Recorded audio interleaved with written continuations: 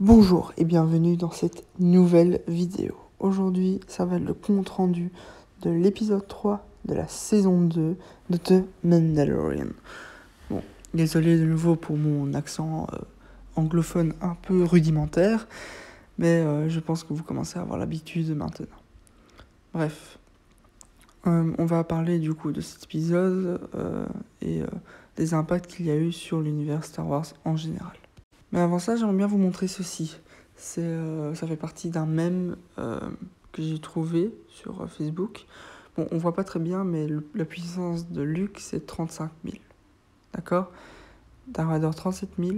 Et Rey, 41 925. Kylo Ren, 41 925. Je pense que ça vient d'un jeu Star Wars de Disney. Mais on est d'accord ? C'est complètement faux quand même. Enfin, cette comparaison et tout ça, c'est faux. C'est tout simplement, désolé de me répéter, mais faux. Enfin, j'aime bien la franchise Star Wars, Disney, etc. Enfin, ce qu'ils ont fait avec la dernière saga, plus ou moins. Bon, c'est pas mes préférés, mais j'aime bien encore regarder. Disons ça comme ça. Mais bon, là, désolé, ils ont franchi une ligne qui n'est pas pardonnable. Déjà, Darth Vader, c'est l'être le plus puissant de Star Wars. Point. Plus puissant que Luke. C'est tout. Donc, il n'y a pas de discussion par rapport à ça. Et ensuite, ils font juste que Kylo Ren et Rey sont plus puissants que Luke et Darth Vader. Désolé, pour moi, c'est pas possible. C'est juste pas possible. Darth Vader a été créé par la manipulation de la Force. C'est donc illogique. Enfin, bref. Ça sert à rien de rester là-dessus pendant trop longtemps. Parce que, bon, ça va rien changer de toute façon. Et je tiens quand même aussi à dire que, bon, bien que j'aime bien Disney, ça c'est pas pardonnable comme erreur. Je suis désolé, c'est juste non, pas possible pour moi. Bref, on va commencer bientôt la vidéo parce que ça fait déjà pas mal de temps qu'on est occupé et on est déjà loin. Enfin, allons-y et je vais lancer maintenant le générique.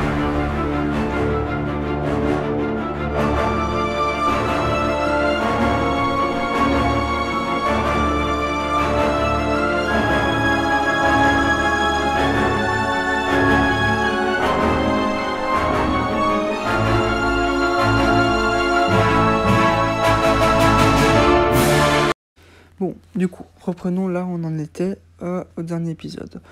Avant de commencer, je tiens quand même aussi à préciser que, bon, déjà, je pars du principe que vous avez vu les épisodes précédents que j'ai fait, donc l'épisode 1 et l'épisode 2 de la saison 2, et aussi du fait que vous ayez vu The Mandalorian. Donc, désolé, là, il y aura des spoilers. Je préfère vous prévenir maintenant, comme ça vous ne vous faites pas spoiler, mais il y en aura. Bref, commençons la vidéo. Donc, je sais pas si vous vous rappelez, mais ils arrivaient à destination avec le vaisseau complètement pété. Et moi, j'ai dit que c'était quand même assez dangereux de voyager comme ça. Bon, que ce soit vrai ou non, et c'était assez risqué. Aussi, je tiens à vous rappeler que il y a Baby Yoda là, qui est avec la femme grenouille, c'est son nom. Enfin, elle a pas de nom, mais bon, bref, la femme grenouille là, elle a ses œufs et tout, et bébé Yoda, il a été ultra casse-couille en mangeant ses œufs. Et aussi, encore autre chose que je tiens à parler, avant de continuer à parler de cet épisode, etc. Bon, je suis désolé, je sais que je dévie beaucoup du sujet, mais c'est ainsi. Il y a eu beaucoup de critiques par rapport au fait que bébé Yoda a mangé des œufs. Bon, c'est sûr, c'est pas bien, mais ça va quoi, allez, relax. Je suis désolé, mais c'est sûr que ça change la vision qu'on a de bébé Yoda et tout, parce que c'est pas bien et tout. Mais c'est un bébé, il fait des conneries forcément. Et il y en a qui disent qu'il faut bannir bébé Yoda, etc. juste pour ça. Je suis désolé. Il y a les grands Moff Tarkin, là, il a explosé une planète entière avec des milliards de vies. Et lui, on dit rien. Donc désolé, vraiment, Mais ceux qui disent qu'il faut bannir Mandalorian à cause de cette scène-là, bon, allez, quoi. Un peu de sérieux, quoi. Enfin, c'est rien du tout comparé à ce qu'on a vu dans Star Wars. Tant qu'on y est, bannissons toute la franchise, non? Enfin, bref, c'est ridicule. Revenons enfin aux faits et au sujet surtout. Ils ont essayé d'atterrir, forcément le vaisseau était complètement endommagé. Et ils sont crachés dans l'eau, vu que je tiens à rappeler que c'est une planète aquatique sur laquelle ils vont. Et franchement, ils sont encore chanceux de n'avoir que ça, hein, parce que moi je donnais pas cher de leur peau, hein, avec tous les dégâts qu'il y avait au vaisseau, etc. Et là, ils se font secourir, on va dire, par une grue, parce que forcément, on va pas les laisser là-bas, au fond. Moi, sincèrement, je pensais que le vaisseau était perdu et qu'ils allaient juste sortir, quoi. Mais non, je suis quand même content qu'ils ont sauvé le vaisseau. Parce que, franchement, moi, j'aime bien le Razor Crest et tout, donc je suis vraiment content. Et je sais pas si vous avez vu, mais la grue, en fait, c'est un AT-AT reconverti. Et arrêtons-nous là-dessus pendant quelques instants. Parce qu'il y a quelque chose au pluriel d'intéressant à dire à propos de ça. Donc, je sais pas si vous savez, mais la faiblesse du AT-AT, c'est surtout son manque de stabilité et de maniabilité. Son manque de stabilité par le fait que il a que 4 pattes. Il préfère, enfin 6 pattes c'est plus stable, mais il y a que 4 pattes. Mais même sa force, c'est justement le fait qu'il ne soit pas maniable, mais qu'il soit très fort et puissant. Et justement, ça fait du bien de voir l'AT-AT reconverti en quelque chose où il est justement ultra utile et efficace surtout. Et c'est juste un détail qui m'a fait plaisir. C'est aussi un petit rappel de genre, regardez, on est bien dans Star Wars. Voici les choses que vous aimez dans les originaux. On vous les remet. Et bon, même si c'est un peu une manière facile de faire aimer quelque chose, moi ça me plaît vraiment. Et justement, celui qui les sauve, c'est lui. C'est un Mon Cala. Donc de Mon Calamari, etc. Bon, vous le connaissez grâce à Mir Lakbar. Bon, on va pas trop s'attarder là-dessus. Mais c'est quand même intéressant de voir qu'ils ont quand même respecté un peu les choses de Star Wars. Les Mon Calamari sont une espèce aquatique qui savent vivre dans l'eau facilement. Donc, voilà. Et c'est aussi le sens du détail dans le sens où cette espèce-là est aussi très présente sur cette planète. Et ce sont les deux espèces qui sont présentes sur la planète de Mon Calamari et deux espèces aquatiques. Et c'est juste chouette de constater qu'ils ont respecté cette chose-là, le fait que ce soit une planète aquatique et qu'il y ait du coup beaucoup d'espèces aquatiques. C'est cohérent, moi j'aime bien. Voilà. Passons ensuite à la scène mignonne, c'est la femme grenouille qui voit son mari. Et ils font un câlin et tout, ils sont contents de se revoir, etc. Enfin, moi, ça m'a un peu ému. Non, bon, plus sérieusement, ça fait plaisir de voir que finalement la mission s'est bien terminée et que même si Baby Yoda a été casse-couille, ça s'est bien fait passer. Et aussi, ça fait plaisir du coup qu'elle ait retrouvé son mari à temps pour pouvoir avoir des enfants. Enfin, ça se termine bien, ça fait plaisir. Bref, donc, il faut se rappeler pourquoi il va sur cette planète, pour trouver d'autres Mandaloriens. Et donc, il se fait enrôler sur un bateau de pêche. Bon, j'ai vraiment résumé là, hein. Il se fait enrôler sur un bateau de pêche et tout, pour traverser la mer et arriver chez les autres Mandaloriens. Mais il se fait trahir parce que forcément il a une armure en Beskar et c'est précieux, etc., etc. Bref, comment dire, faut pas se promener avec son armure de Beskar comme ça, hein, ça montre qu'on est riche et qu'on peut se faire voler. Non, je rigole, hein, vraiment, je rigole, hein, je suis pas de cet avis. Mais il se fait sauver par les Mandaloriens qu'il cherchait justement. Bon, je sais pas vous, moi j'ai immédiatement reconnu les couleurs comme étant celles de la Death Watch. Ceux qui ont vu Star Wars Clone Wars savent de quoi je parle.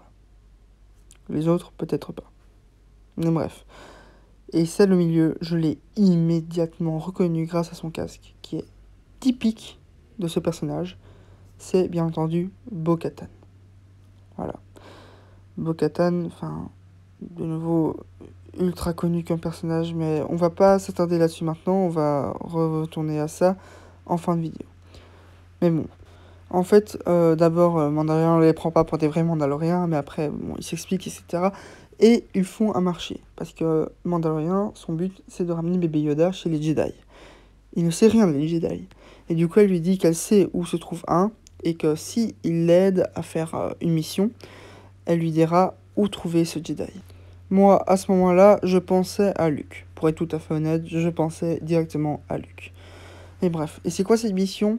Aller sur un Gozanti, sans les chasseurs Théia, mais bref, j'ai pas trouvé d'image de ce Gozanti-là, pour aller prendre des armes qui vont servir à aller libérer Mandalore, la planète des Mandaloriens. C'est compliqué, bien entendu, c'est compliqué comme mission, mais bref, il accepte d'y aller, mais juste en allant chercher des armes. Et pendant ce temps-là, il va aller déposer bébé Yoda chez le couple qu'il a aidé. Le couple de grenouilles.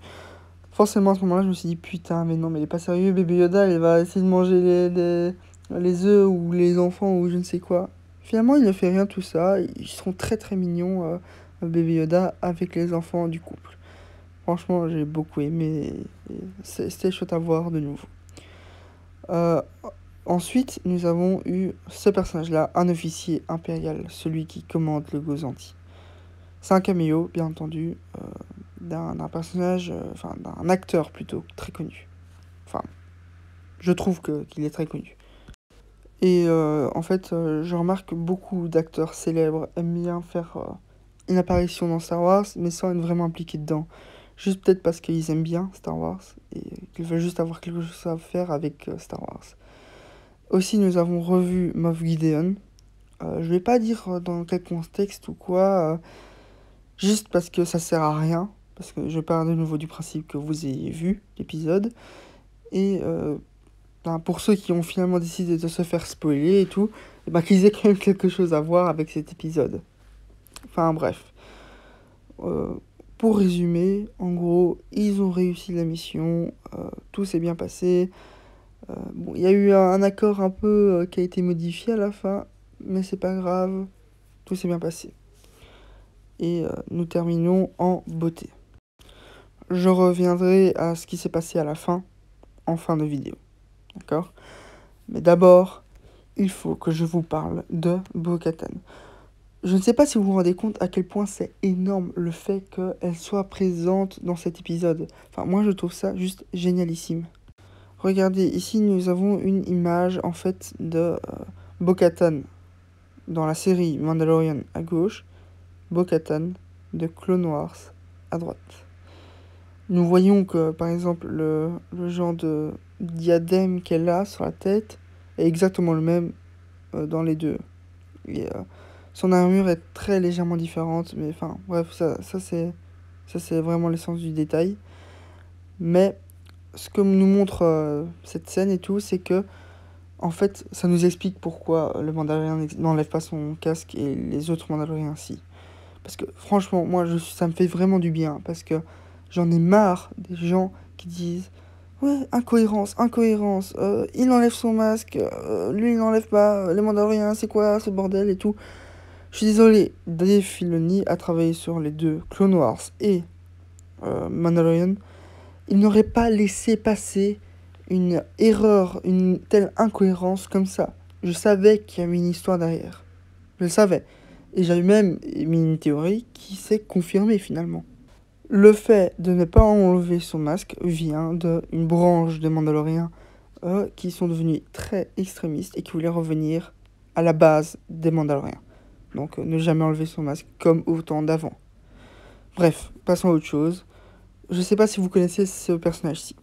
C'est Satine, la duchesse Satine.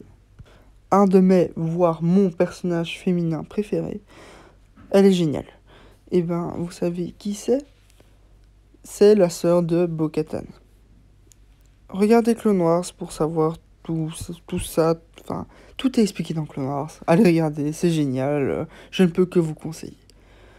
Bref, revenons maintenant au fait que Bo-Katan soit dans la série.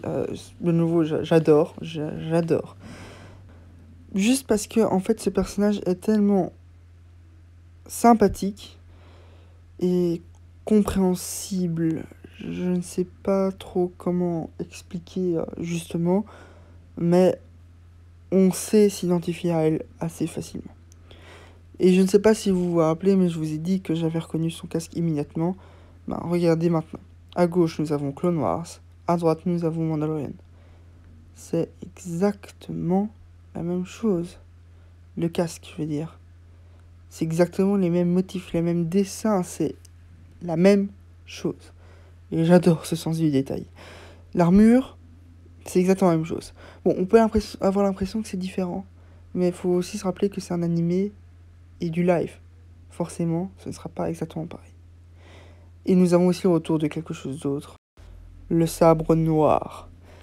Donc, la première fois qu'on l'a vu, c'est dans Clone Wars avec Prévisla qui le maniait.